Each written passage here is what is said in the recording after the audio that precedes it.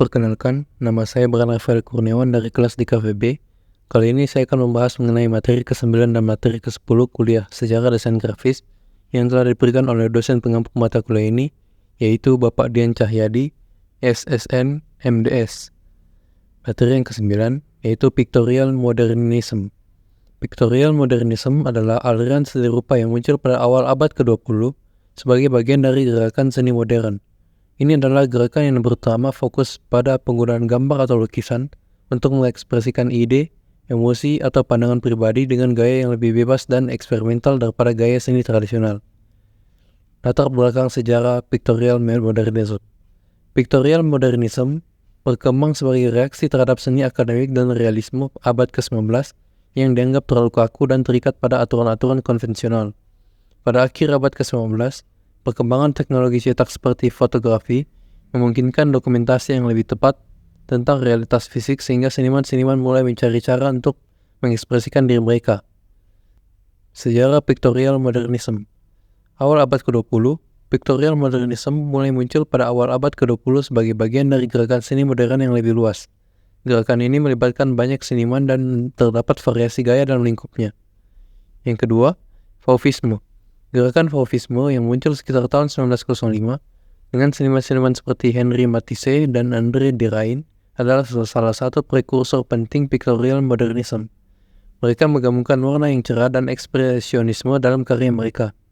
Yang ketiga, abstraksi. Seiring berjalannya waktu, beberapa seniman Pictorial Modernism seperti Wassily Kandinsky, Kazimir Malevich, dan Piet Mondrian bergerak lebih jauh menuju abstraksi murni. Kandinsky misalnya dianggap sebagai pelopor seni abstrak. Yang keempat, perkembangan regional. Di seluruh dunia, seniman-seniman dari berbagai negara mengadopsi prinsip-prinsip Pictorial Modernism dengan cara yang unik untuk budaya mereka sendiri. Ini termasuk aliran seperti Der Blaue Reiter di Jerman dan suprematisme di Rusia.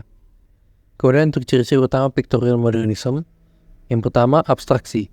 Pictorial Modernism sering mengeksplorasi bentuk-bentuk abstrak dan non-figuratif.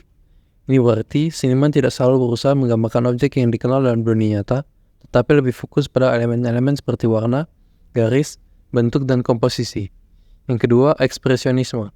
Aliran ini sering mengekspresikan emosi dan pemikiran pribadi dengan cara eksperimental dan non-konvensional. Ini bisa melibatkan penggunaan warna, sapuan kuas yang berani, dan komposisi yang tidak terstruktur. Yang ketiga, subjektivitas. Pictorial Modernism mencerminkan sudut pandang subjektif seniman, bukan pencitraan objektif dari luar. Ini mengarah pada variasi besar dalam gaya dan pendekatan. Yang keempat, eksperimen teknik. Seniman dalam aliran ini sering mencoba berbagai teknik baru dan inovatif, termasuk pencampuran media, impasto, penggunaan cat tebal, atau bahkan menciptakan tekstur dengan menggunakan berbagai bahan. Kemudian untuk pengaruh Pictorial Modernism. Pictorial Modernism memiliki pengaruh yang luas dalam seni rupa kontemporer. Ia membuka jalan bagi eksperimen dan inovasi dalam seni rupa, membebaskan seniman dari pembatasan figuratif, dan menekankan ekspresi individu. Pengaruhnya masih terasa dalam seni abstrak, seni konseptual, seni rupa kontemporer, dan banyak lagi.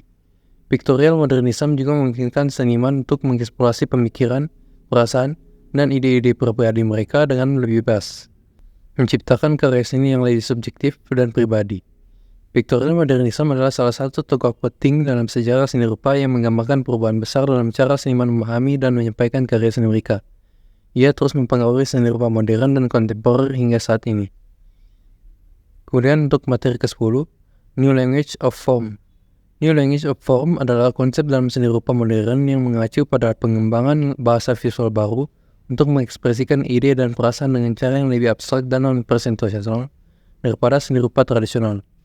Konsep ini mencerminkan perubahan besar dalam pandangan seni dan estetika selama abad ke-20. Latar belakang sejarah New Language of Form. Perang Dunia Pertama tahun 1914-1918 menyebabkan keruntuhan sosial dan budaya, dan banyak seniman yang merasa bahwa bentuk seni tradisional tidak lagi mampu menggambarkan kenyataan yang terdistorsi oleh perang. Yang kedua, perkembangan teknologi. Perkembangan teknologi pada abad ke-20 seperti fotografi, film, dan revolusi komunikasi mengubah cara orang berinteraksi dengan dunia dan melihat seni. Seni rupa tradisional tidak lagi dianggap sebagai satu-satunya cara untuk merekam dan menyampaikan realitas.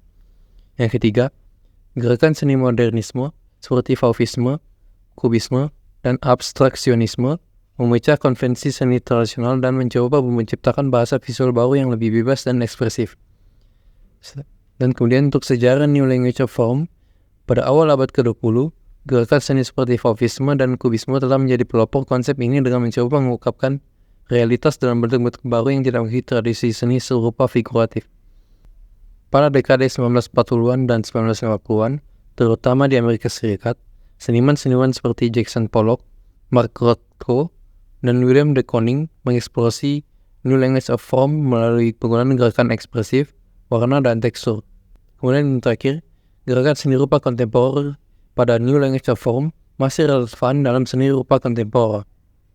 Kemudian yang terakhir, New Language of Form masih relevan dalam seni rupa kontemporer dengan seniman-seniman seperti J.Y. Twombly, Helen Frankenthaler, dan Gerald Richter yang terus mengembangkan bahasa visual baru dalam karya-karya mereka. Kemudian untuk ciri-ciri utama dari New Language of Form, yang pertama adalah abstraksi. Salah satu karakteristik utama dari New Language of Form adalah abstraksi, yang menggantikan representasi figuratif. Seniman mulai lebih fokus pada elemen-elemen seperti garis, warna, bentuk, dan tekstur untuk menyampaikan ide dan perasaan. Yang kedua, non-objektif. Banyak karya dalam konsep ini bersifat non-objektif, yang berarti mereka tidak mencoba menggambarkan objek atau bentuk yang dapat diidentifikasi dalam dunia nyata. Mereka lebih mengeksplorasi kekuatan dan emosi yang muncul dari elemen visual. Yang ketiga, ekspresionisme abstrak. Gerakan seni seperti ekspresionisme abstrak adalah bagian dari New Language of Form. Seniman-seniman seperti Jackson Pollock dan William de Kooning menciptakan karya-karya yang berfokus pada ekspresi diri melalui sapuan kuas yang bebas dan energik. Kemudian untuk pengaruh dari New Language of Form, New Language of Form telah memberikan kontribusi besar pada perkembangan seni rupa modern dan kontemporer. Ini membuka jalan bagi kebebasan ekspresi dan eksperimen dalam seni rupa, memungkinkan seniman untuk lebih fokus pada konsep, perasaan, dan gagasan mereka daripada keterikatan pada representasi figuratif.